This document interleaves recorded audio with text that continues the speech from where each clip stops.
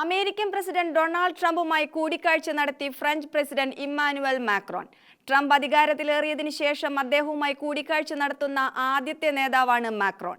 കൂടിക്കാഴ്ചയിൽ ഇരു രാജ്യങ്ങൾ തമ്മിലുള്ള ബന്ധം ശക്തമാക്കുന്ന ചില നടപടികളെക്കുറിച്ചും റഷ്യ-യുക്രൈൻ യുദ്ധത്തെക്കുറിച്ചും ഇരുവരും ചർച്ച നടത്തി.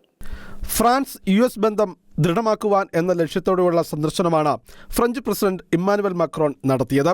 യൂറോപ്പിൽ നിന്നും ആദ്യമായി ട്രംപിനെ സന്ദർശിക്കാനെത്തുന്ന നേതാവായി മാറിയിരിക്കുകയാണ് ഇമ്മാനുവൽ മാക്രോൺ. ചർച്ചയിൽ യുക്രൈൻ യുദ്ധം അന്തിമഘട്ടത്തിലേക്ക് അടുക്കുകയാണെന്ന് അമേരിക്കൻ പ്രസിഡന്റ് ഡൊണാൾഡ് ട്രംപ് വ്യക്തമാക്കി.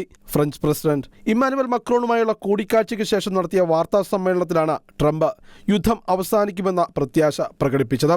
യുദ്ധം അവസാനിക്കുമെന്നും യുക്രൈനിലെ ധാതുഖനനത്തിന് അമേരിക്കയ്ക്ക് അനുമതി നൽകുന്ന കരാറിൽ ഒപ്പുവെക്കാൻ സെലൻസ്കി വൈകാതെ അമേരിക്കയിലെത്തുമെന്നും ട്രംപ് വ്യക്തമാക്കി. സമാധാന ഉടമ്പടിക്ക് ശക്തമായ സുരക്ഷാ പിന്തുണ ഉണ്ടാകണമെന്ന് ഫ്രഞ്ച് പ്രസിഡന്റ് ഇമ്മാനുവൽ മാക്രോൺ ആവശ്യപ്പെട്ടു. യുദ്ധം ആരംഭിച്ച് 3 വർഷം പൂർത്തിയാകുമ്പോഴാണ് ഇരുവരുടെയും ചർച്ച. ബ്രിട്ടീഷ് പ്രധാനമന്ത്രി കെയർ സ്റ്റാമറും ഫ്രഞ്ച് പ്രസിഡന്റ് ഇമ്മാനുവൽ മാക്രോണും ഉക്രൈൻ റഷ്യ യുദ്ധം അവസാനിപ്പിക്കാൻ ഒന്നും ചെയ്തില്ലെന്ന് മുൻപ് ട്രംപ് പറഞ്ഞിരുന്നു. മാക്രോൺ എന്റെ നല്ല സുഹൃത്താണ്. കെയർ സ്റ്റാമറെ ഞാൻ കണ്ടിട്ടുണ്ട്. അദ്ദേഹം നല്ല ഒരു വ്യക്തിയാണ്.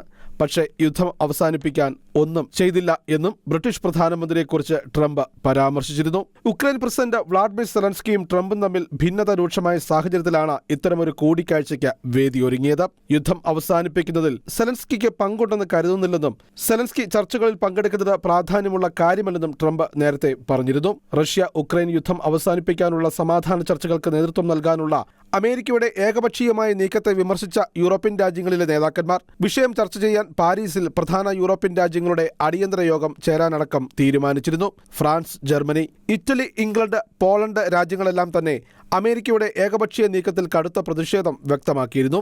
ഇതിന് പിന്നാലെയാണ് യൂറോപ്യൻ രാജ്യങ്ങളിലെ നേതാക്കന്മാർ ചർച്ചയ്ക്കായി കൂട്ടത്തോടെ വൈറ്റ് ഹൗസിലേക്ക് വന്നു തുടങ്ങിയിരിക്കുന്നത്.